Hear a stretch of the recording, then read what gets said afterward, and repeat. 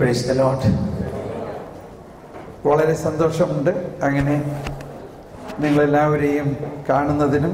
പ്രത്യേകിച്ച് ഈ കുടുംബ നവീകരണ ധ്യാനം എന്നത് നമ്മുടെ ജീവിതത്തിലെ ഏറ്റവും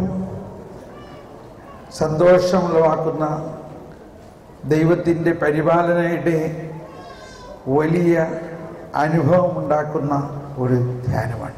നമ്മൾക്കിന്നത്തെ സന്ദേശത്തിൽ കൃത്യമായിട്ട് ബഹുമാനപ്പെട്ട വർഗീസ് അച്ഛനിലൂടെ കർത്താവ് നൽകിയത്, സാധാരണ ഞാൻ ഈ കുടുംബ നവീകരണ ധ്യാനം തുടങ്ങുമ്പോൾ ഈ വചനം പറഞ്ഞുകൊണ്ട് തന്നെ തുടങ്ങാറ്. ഞാൻ ഈ അടുത്ത ആഴ്ചകളിലുള്ള ഞായറാഴ്ചത്തെ പ്രസംഗങ്ങളെക്കുറിച്ച് പഠിച്ചുകൊണ്ടിരിക്കുമ്പോൾ ഇന്നലെ ഇവിടെ വരുമ്പോൾ ഞാൻ ഈ വചനം തന്നെ വായിച്ചുകൊണ്ടിരുന്നത്. അതോടൊപ്പം ജോൺ പോൾ രണ്ടാമൻ മാർപ്പാപ്പ പ്രത്യേകിച്ച് കുടുംബങ്ങളുടെ ആത്മീയതയിൽ പുതിയ ഒരു കവാടം തുറന്നുകൊണ്ട് തിയോളജി ഓഫ് ദ ബോഡി എന്ന വലിയ ഒരു ആത്മീയ വിപ്ലവ ശാഖ അല്ലെങ്കിൽ രൂപം നൽകിയപ്പോൾ അതിൻ്റെ ആരംഭവും ഈ വചനമാണ്.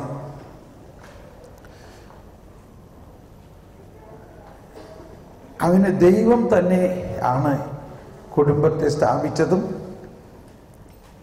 നമ്മളിതിനെല്ലാം വളരെ പോസിറ്റീവായിട്ട് കാണണം. നമ്മളൊന്നുകൊണ്ട് വിഷമിക്കേണ്ട ആവശ്യമില്ല.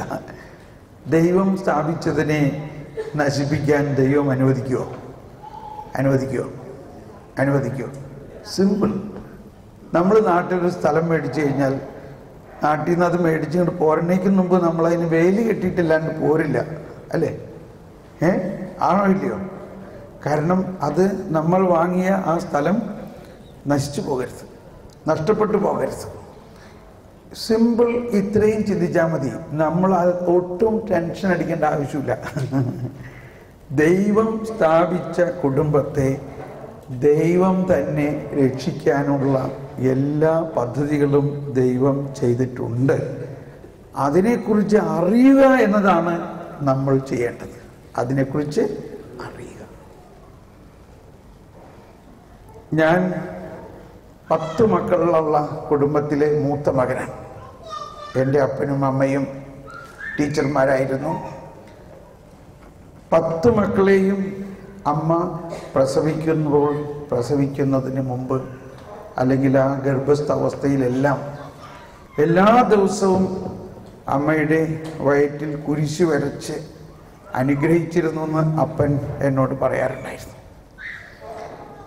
ഡിവൈൻ സെന്ററിൽ വലിയ ഒരു ധ്യാനം നടക്കുമ്പോൾ 30,000-ഓളം ആളുകൾ അടങ്ങുന്ന ഒരു ധ്യാനം ഡിവൈൻ സെന്ററിൻ്റെ മെയിൻ സ്റ്റേജിൽ 5 ദിവസം ഞാൻ നടത്തിക്കൊണ്ടിരുന്ന ഒരു കാലഘട്ടത്തിൽ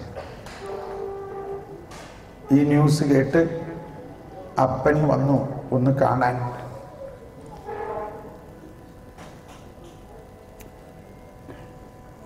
ഓഡിയോ യെസ്, ഇപ്പം കറക്റ്റ്. അപ്പോൾ പനകിലച്ചൻ പറഞ്ഞു, സാറ് കയറി 2 വാക്കൊന്ന് പറയും എന്ന് പറഞ്ഞു. അപ്പൻ സ്റ്റേജിൽ കയറിയിട്ട് പറഞ്ഞു, ഞാൻ അധികം കുറച്ച് കാര്യങ്ങളൊക്കെ പറഞ്ഞിട്ട് ഞാൻ അധികം നീട്ടുന്നില്ല, പക്ഷെ ഒരു കാര്യം എനിക്ക് പറയാൻ തോന്നുകയാണ്. എന്നെ കാണിച്ചിട്ട് ഇവനെ അമ്മ പ്രസവിക്കുന്ന സമയത്ത് ഞാൻ അടുത്ത മുറിയിൽ മുട്ടുകുത്തി പ്രാർത്ഥിക്കുകയായിരുന്നു. ഞാനിത് പറയുമ്പോൾ അല്പം വികാരം കൊള്ളാറുണ്ട്. അവൻ പറയാണ്, ഇവനെ പ്രസവിക്കുന്ന സമയത്ത് ഞാൻ അടുത്ത മുറിയിൽ മുട്ടുകുത്തി പ്രാർത്ഥിക്കുകയായിരുന്നു. ഞാൻ പ്രാർത്ഥിച്ചുകൊണ്ടിരുന്നത് ഇവൻ്റെ ആദ്യ സ്വരം കേൾക്കാനും ആ സ്വരം കേട്ട മാത്രമേ ഞാനത് എൻ്റെ കർത്താവിന് സമർപ്പിച്ചു. ആ സ്വരമാണ് നിങ്ങളിപ്പോൾ കേൾക്കുന്നത്. ഇതാണ് അപ്പൻ അന്ന് പറഞ്ഞത്. അതൊന്നും മരിക്കണതിന് മുമ്പുമെല്ലാം ഇത് തന്നെ ഇടയ്ക്ക് പറയും. നിനക്കറിയോ പൗലോസ്ലീഹ പറഞ്ഞേക്കുന്നത് എന്താണ്? ഞാനല്ല, ക്രിസ്തു എന്നിൽ ജീവിക്കുന്നു. അപ്പോൾ അതിൽ നിന്ന് നമുക്ക് മനസ്സിലാകും ഒരു കുടുംബത്തിൻ്റെ ആ വലിയ വലിയ സാധ്യതകൾ ദൈവം നമ്മളാകുന്ന മാതാപിതാക്കളിലൂടെ എന്ത് വലിയ കാര്യങ്ങളാണ് നടത്തുന്നത്. ഞാനിപ്പോൾ അങ്ങനെ 10 മക്കളെയും വളർത്തി ജീവിതാന്തസ്സിലേക്ക് എത്തിച്ചു. 2 മക്കൾ ചെറുപ്പത്തിൽ മരിച്ചുപോയി. അവർ സ്വർഗത്തിലുണ്ട്. ഇപ്പം അപ്പയും അമ്മയും സ്വർഗത്തിൽ പോയി. അപ്പോൾ ഇതിൽ നിന്നെല്ലാം എനിക്ക് കിട്ടിയ വലിയ ഉൾക്കാഴ്ചകൾ എൻ്റെ ജീവിതത്തിലെ വളർച്ചയിൽ ഇന്ന് കഴിഞ്ഞ 25 വർഷമായിട്ട് എൻ്റെ ജോലിയെല്ലാം ഉപേക്ഷിച്ച് കർത്താവിന് വേണ്ടി ഫുൾ ടൈം ശുശ്രൂഷ ചെയ്യുകയാണ്. എന്നാൽ ഇതിലെല്ലാത്തിലും ദൈവപരിപാലന എന്നുള്ളൊരു വാക്ക് ഞാൻ കുഞ്ഞുനാൾ മുതലേ അപ്പൻ്റെ മുഖത്തു നിന്ന് കേട്ടിട്ടുള്ളതാണ്. 10 മക്കളെ വളർത്തിയെടുക്കുമ്പോൾ ഒരു കുടുംബത്തിലുണ്ടാകുന്ന സ്ട്രെസ്സും ടെൻഷനും എല്ലാം 2 പേരും ജോലി ചെയ്തുകൊണ്ട് നമുക്കറിയാലോ ഇല്ലേ? ഇന്ന് നമുക്കതൊന്നും ചിന്തിക്കാൻ പോലും സാധിക്കില്ല. 2 മക്കളോ ആകുമ്പോൾ തന്നെ നമ്മൾക്ക് ഭയങ്കര ടെൻഷനും ഹൈപ്പർ ടെൻഷനും ആകാൻ പോകണം. എങ്ങനെ ഇവരെ വളർത്തിക്കൊണ്ടുവരും? അപ്പോൾ അവിടെ ഒരു വാക്ക് എപ്പോഴും എന്നെ മുഴങ്ങി കേട്ടിരുന്നത് ദൈവപരിപാലനയിൽ ആശ്രയിക്കുക. മോനെ, ദൈവമെല്ലാം നടത്തിത്തരും. ദൈവപരിപാലന. അത് ലൂക്കായുടെ സുവിശേഷം 12-ാം അധ്യായമാണ്. പിന്നീട് ഞാൻ പഠിച്ച ഒരു കാര്യം, കുഞ്ഞുനാൾ മുതലേ ഞാൻ കണ്ണു തുറക്കുമ്പോൾ കാണുന്നത് കട്ടിലിൻ്റെ അടുത്ത് തന്നെ മുട്ടുകുത്തി നിന്ന് പ്രാർത്ഥിക്കുന്ന ഒരു അപ്പനെയാണ്. എഴുന്നേറ്റ് അപ്പം തന്നെ അവിടെ മുട്ടുകുത്തി ആ കട്ടില് ഒരു ബലിപീഠം എന്ന പോലെയാണ് അപ്പൻ ചിന്തിക്കുന്നത്. ഇതെൻ്റെ ബലിപീഠം, ഇവിടെ ഞാൻ ജനിച്ചു, ഇവിടെ ഞാൻ മരിക്കും, ഇവിടെയാണ്, ഈ കട്ടിലാണ് ഞാനും അല്ലെങ്കിൽ ഭാര്യയും ഭർത്താവും കൂടി ഉള്ള ആ ദൈവിക ലയനത്തിലൂടെ 10 മക്കൾക്ക് ജീവൻ നൽകിയത്. ഈ കട്ടിലിൽ എൻ്റെ ജീവൻ്റെ മുഴുവൻ കാര്യങ്ങൾ അതിലുണ്ട്. അതൊക്കെ പിന്നീട് എനിക്ക് കിട്ടിയ ചിന്തകളാണെങ്കിലും ഞാൻ കാണുന്ന ഒരു ആശയം ഞാൻ നിങ്ങളോട് പറയുകയാണ്. എന്തെല്ലാം ധ്യാനം കൂടിയാലും കേട്ടാലും ഈ പ്രാരംഭ രാവിലെ ഉള്ള കുറച്ച് സമയത്തെ പ്രാർത്ഥന, വ്യക്തിപരമായി കുറേ സമയം പ്രാർത്ഥിച്ചിരുന്നത് ഞാൻ കണ്ടു. തുടർന്ന് എന്നും ബൈബിൾ വായിക്കുന്നത് ഞാൻ കണ്ടു. അത് എൻ്റെ ജീവിതത്തിലും ഒരു ശീലമായി മാറി. അത് കണ്ടതുകൊണ്ട് മാത്രമല്ല, ഒന്ന് കുഞ്ഞായിരുന്നപ്പോൾ നമ്മൾ കണ്ടു, അത് നമ്മുടെ ഉള്ളിൽ ഒരു മോഡലായിട്ട് മാറി. എന്നാൽ അതിലുപരി ആ പ്രാർത്ഥന എൻ്റെ ആത്മാവിലേക്ക് ഒഴുകി, അതും എൻ്റെ ആത്മാവിൽ ഒരു മോഡലായിട്ട് മാറി. മാത്രമല്ല, ആ പ്രാർത്ഥനയിലൂടെ ലഭിച്ച കൃപാവരം എനിക്കും എൻ്റെ അടുത്ത തലമുറകൾക്കും ദൈവത്തിൻ്റെ തന്നെ നീർച്ചാലിൻ്റെ ഒരു പദ്ധതിയായിട്ട് മാറുന്നു. അതാണ് ദൈവിക പദ്ധതി. അപ്പോൾ ഇങ്ങനത്തെ ഒരു കൾച്ചർ, ഇങ്ങനത്തെ ഒരു രീതിയിലേക്ക് നമ്മൾ വരണം. നിങ്ങളെല്ലാവരും പ്രാർത്ഥിക്കുന്നവരൊക്കെ ആയിരിക്കുമെങ്കിലും ഞാൻ പറയാണ്, നമ്മുടെ വ്യക്തിപരമായ പ്രാർത്ഥനയിലൂടെയും മാതാപിതാക്കളായ നമ്മൾ എത്രത്തോളം വ്യക്തിപരമായി ദൈവവുമായിട്ട് ലയിച്ചു ചേരുന്നോ അതനുസരിച്ച് നമ്മുടെ ജീവിതം വളരെ വിജയകരമാകുന്നുള്ളതിന് യാതൊരു സംശയമില്ല. Praise the Lord. നമുക്കൊരു നിമിഷം കണ്ണടച്ച് നമ്മുടെ ഉള്ളിൽ വസിക്കുന്ന ത്രിത്വൈക ദൈവത്തെ വിശ്വാസത്തിലൂടെ നമുക്ക് കാണാം. ത്രിത്വൈക ദൈവം നമ്മിൽ വസിക്കുന്നു.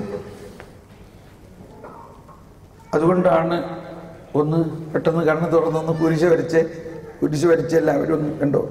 വിശുദ്ധ കുരിശിൻ്റെ അടയാളത്താലെ ഞങ്ങളുടെ ശബ്ദമുയർത്തി ശത്രുക്കളിൽ നിന്ന് ഞങ്ങളെ രക്ഷിക്കുക. അവിടെ കൈവയ്ക്കൂ. കണ്ടോ, ഞങ്ങളെ രക്ഷിക്കുക. ശത്രുക്കളിൽ നിന്ന് ഞങ്ങളെ രക്ഷിക്കുക. ആര് രക്ഷിക്കും? ഞങ്ങളുടെ തമ്പുരാനെ. കണ്ടോ, തമ്പുരാൻ എവിടെയാ? തമ്പുരാൻ എവിടെയാ? നമ്മുടെ ഉള്ളിൽ തന്നെ. ഒന്നുകൂടി, വിശുദ്ധ കുരിശിൻ്റെ അടയാളത്താൽ ഞങ്ങളുടെ ശത്രുക്കളിൽ നിന്ന് ഞങ്ങളെ രക്ഷിക്കാൻ ഞങ്ങളുടെ തമ്പുരാനെ. എന്താ ഈ തമ്പുരാൻ്റെ പേര്? അതാണ് ബാക്കി അടുത്ത ഭാഗം. പിതാവിൻ്റെയും പുത്രൻ്റെയും പരിശുദ്ധാത്മാവിൻ്റെയും നാമത്തിൽ.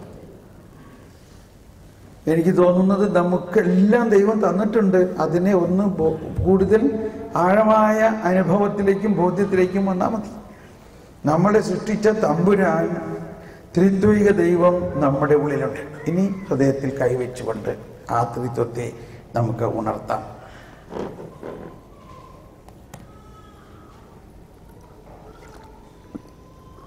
ക്രിസ്ത്യൻ കുട്ടികൾ ദയവ് ചെയ്ത് മുകളിലത്തെ ഹാളിലേക്ക് പോകണം. നമുക്കിങ്ങനെ പ്രാർത്ഥിക്കാം. എന്നിൽ വസിക്കുന്ന ത്രിത്വിക ദൈവമേ, എന്നിൽ ജീവിക്കുന്ന ദൈവമേ, പിതാവും പുത്രനും പരിശുദ്ധാത്മാവുമായ ദൈവമേ, എന്നെ സൃഷ്ടിച്ച ദൈവമേ, ദൈവത്തിന്റെ ഛായയിലും സാദൃശ്യത്തിലും അങ്ങനെ സൃഷ്ടിച്ചു. അങ്ങേക്ക് വേണ്ടി അങ്ങനെ സൃഷ്ടിച്ചു. അങ്ങയെ പോലെ അങ്ങനെ സൃഷ്ടിച്ചു. ഓ ത്രിത്വിക ദൈവമേ, എന്നിൽ ദൈവസ്നേഹം ചൊരിയണമേ, സമാധാനം ചൊരിയണമേ, ദയ ചൊരിയണമേ. എന്നിൽ വസിക്കുന്ന ത്രിത്വിക ദൈവമേ, ജ്ഞാനം നൽകണമേ, ജ്ഞാനം നൽകണമേ, വിവേകം നൽകണമേ, ബുദ്ധി നൽകണമേ, ദൈവഭയം നൽകണമേ, ധൈര്യം നൽകണമേ, വിശ്വാസം നൽകണമേ, വിശുദ്ധി നൽകണമേ, വിവേകം നൽകണമേ.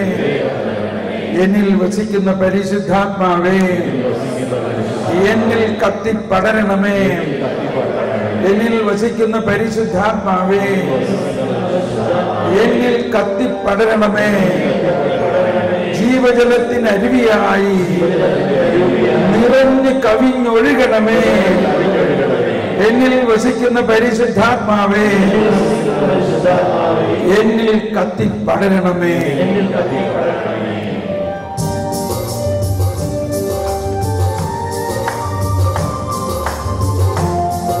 ഇപ്പൊ കൈയടിക്കണ്ട.